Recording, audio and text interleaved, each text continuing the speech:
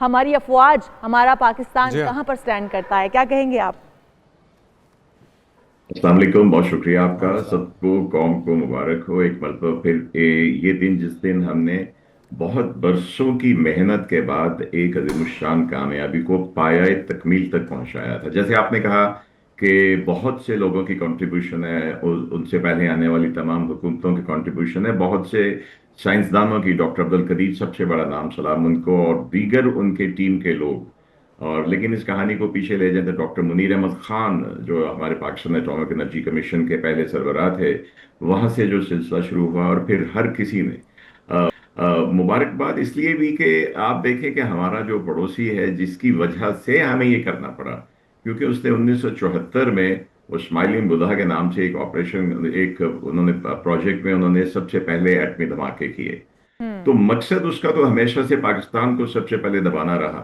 देखिए, दूसरे जो ममालिक हैं, अमेरिका है, चाइना है, बरतानिया है, फ्रांस है, उनकी जी। आपस में पड़ोस में कोई दुश्मनी नहीं है। बिल्कुल। उनकी जिसको कहते हैं कि ग्लोबल एस्पिरेशन है, आलमी सतह पे वो अपने आप को एज ए पावर, और दे उनकी इकोनॉमी बड़ी स्ट्रांग थी।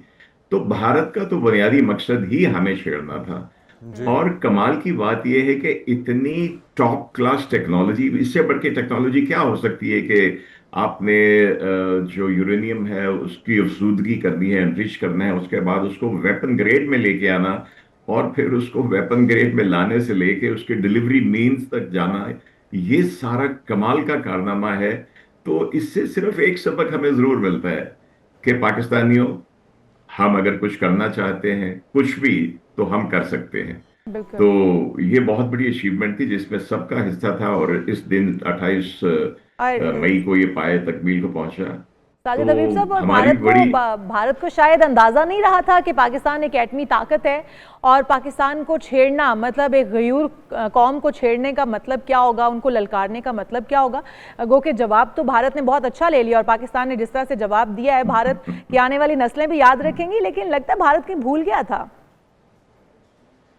जी बिल्कुल भूल गया था। उसका ख्याल था कि देखें, बुनियादी तौर पे जब पाकिस्तान ने भी फैसला किया, तो इसमें दो तीन चीजें आ जाती। एक तो ये कि बैलेंस ऑफ पावर रखना, क्योंकि हमारा पहले दिन से ही 1947 से ही कश्मीर वॉर से ही इनके भारत के ये भारत वो बच्चा है जो नहीं, जिनको पैदाइश के टाइम पे ही कोई ऐसी बीमारी हो जाती है कि वो सारी उम्र लगी रहती है, इनको भी कुछ ऐसी बीमारी है।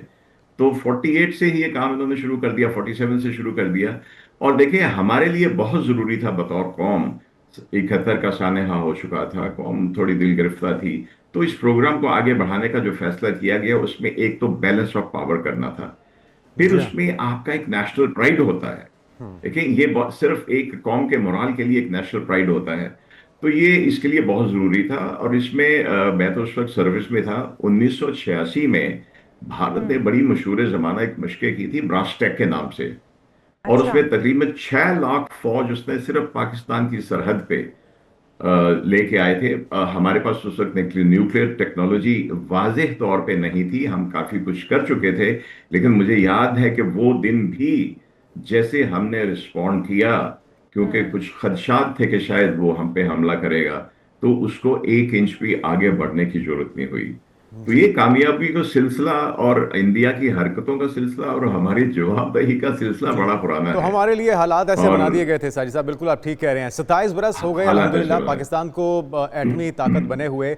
अगर हम 27 साल पहले की बात करते हैं, जब पाकिस्तान को ये ज़रूरत पेश आई थी, क्या दबाव था पूरी दुनिया से कि किसी भी तरीके से पाकिस्तान को रोक लिया जाए, और जब ये हो गया, पाकिस्तान ने कारनामा सर अंजाम दे दिया। डॉक्टर अब्दुल कदीर खान साहब, उनकी जो कंट्रीब्यूशन है इसके अंदर, जो जी। पूरी कौम का उस वक्त मोराल था, वो क्या कैफियत थी? आप सर्विंग ऑफिसर के तौर पे उस वक्त जो जवान थे हमारे फ़ौज के, ओवरऑल मोराल कैसा था? क्योंकि हम पहली इस्लामी एटमी कुव्वत बन के भी तो उभरे थे। जी बिल्कुल, बड़ा यादगार दिन है मेरी जिंदगी का, क्योंकि सर्विस में था, मैं एयरफोर्स में था उस वक्त मैं एक पाकिस्तान के एक बहुत ही अहम फाइटर स्क्वाड्रन को मैं कमांड कर रहा था। और हमें आइडिया तो हमें हो गया था कि कुछ हम जवाब देने जा रहे हैं, और सारी कौम को इंतजार था। तो आप देखें कि वो लोग जो मुसल्लह अफवाज में होते हैं, जो 24 घंटे जमाना अमन में भी पोस्टों के ऊपर, समंदर में, हवा में ड्यूटी दे रहे होते हैं, उनके हम्म। जज्बे का क्या हाल होगा। तो जी। मुझे याद है कि वो दिन फिर वही उस वक्त हनूदो यहूद का सिलसिला भी था, जब ये एक्सपेक्टेड था कि पाकिस्तान अब जवाब देगा। तो अब आप उस वक्त भी खबरें थी कि वही कोई इजरायली मुशीर जहाज वाज कुछ श्रीनगर पहुंच चुके हैं। जी जी। और उन खबरों के बीच में ये बहुत जिम्मेदारी बढ़ गई थी, खास तौर पे एयरफोर्स की, कि इसने प्रोटेक्शन करनी है वो सारे प्रोसेस की। देखिए, उसको चाबी लेके जाना था उन चीजों को, वो एक अलग से कहानी है कैसे वो अंजाम दिया गया। उसमें हमारी एजेंसीज ने, हमारी फोर्सेस ने, हमारे न्यूक्लियर साइंटिस्ट, एक एक शख्स ने कमाल उसमें किया। लेकिन मुझे उस दिन का, जब आपने पूछा, जज्बा याद है। तो मेरे स्क्वाड्रन को जब जमाना अमन में भी, आप इस वक्त भी, आपको मैं ये बता दूं कि हमारी एयरफोर्स की मैं बात करूंगा कि जी। वो पूरे पाकिस्तान के सरहदों की हिफाजत के लिए या कॉकपिट में बैठे हैं या फ्लाई कर रहे हैं। और उस दिन तो कमाल गजब था कि बारियां लगी हुई थी और पायलट जो थे वो, मैं क्या कहूं कि लड़ाइयां हो रही थी कि मैंने अभी कॉकपिट में जाना है, मैंने अभी कॉकपिट में जी जाना हाँ। है। और बाकायदा मैंने पहले भी एक जगह बताया था कि मेरा एक बहुत ही जूनियर ऑफिसर, होता यूं है कि वो जब कॉकपिट में आपको जाना हो तो आपको फ्ला पॉइंट दिया गया, आपने जाना है वहां पे, आपने 1 घंटा पेट्रोलिंग करनी है ताकि कोई आए ना वहां पे, और आए तो उसको शूट डाउन करना है। तो बिल्कुल उसमें ये सही। होता था कि अगर कॉकपिट में बैठे बैठे पायलट को कोई पौना घंटा हो जाता था, हम कहते थे कि अब इसको ऑर्डर नहीं मिला है तो इसको वापस बुला लो, बैठा बैठा थक गया होगा। उसकी जगह मुझे जाना ये एक था। रूटीन थी।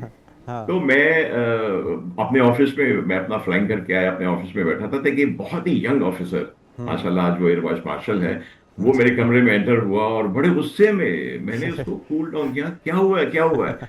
सर, मुझे वो, उन्होंने कहते हैं कि तुम्हें 1 घंटा हो गया कॉकपिट में बैठे हुए, तुम्हारी अभी बारी नहीं आई, तुम दोबारा आ जाना, थक गए होंगे। सर, क्या मैं जंग नहीं लड़ सकता? ही वाज सो एक्साइटेड, मुझे इतना बिल्कुल। अच्छा लगा। और मैंने कहा, नहीं नहीं बेटा, you will go and fly again. तो ये हाँ। एक जज्बा था, और जी बिल्कुल। हाँ। भी हम सब एक्सपेक्ट कर रहे थे।